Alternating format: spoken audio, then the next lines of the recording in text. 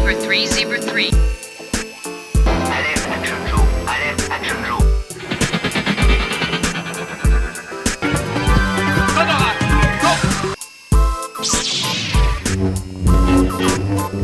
I'll be back.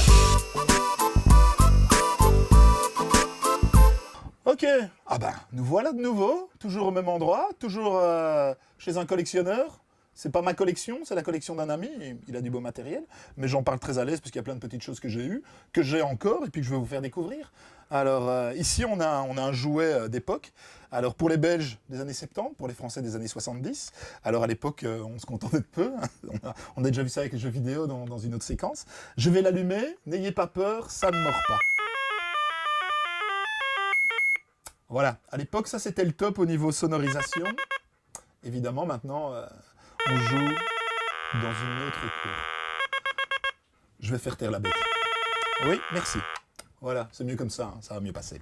Donc voilà, donc un objet, un jeu d'époque, Star Wars, les Guerres des Étoiles, le premier volet. Enfin, le premier volet, le quatrième volet, dirons-nous. Pas mal du tout. Alors, à côté de ça, ici, on a quelque chose de très très beau, quelque chose que j'apprécie énormément. On a donc une poupée, la princesse Léa, dans sa boîte d'origine. Très très très belle pièce, très bien représentée, très bien créée, une excellente création. Quelque chose de vraiment rare, ça vaut la peine. Commercialisé en France par la firme Meccano. Alors, je viens déposer ceci. Et derrière moi, qu'est-ce qui se passe? À ma gauche, derrière, à droite, de tous les côtés, je suis entouré de petites figurines Star Wars. Alors, des petites figurines Star Wars commercialisées au début des productions dans les années 70 par la firme Kenner.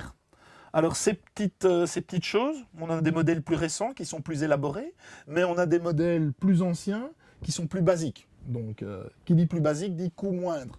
Et donc, ce genre de petites choses, à l'époque, dans les années 70, a un peu, voire même très fort, oblitéré l'importance des figurines plus grandes, dans le style G.I. Joe, Action Joe. Pourquoi? Parce qu'à l'époque, une grande figurine demande plus de pétrole. Avec la crise du pétrole, effectivement, il y a une augmentation des prix très importante. Et ici, pour quelques francs de l'époque, donc quand même pas mal d'euros à l'heure actuelle, on pouvait se permettre d'acheter une figurine, alors qu'une grande figurine coûtait effectivement une blinde.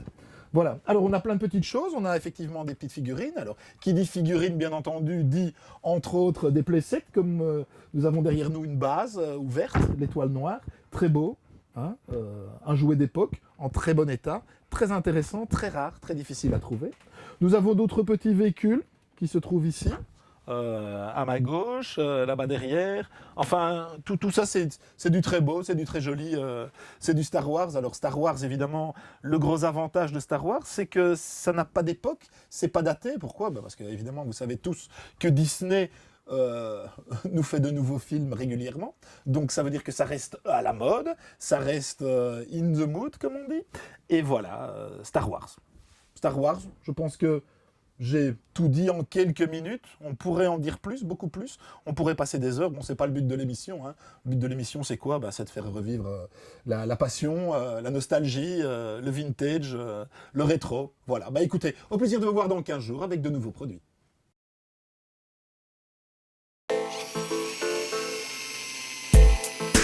Zebra 3, Zebra 3.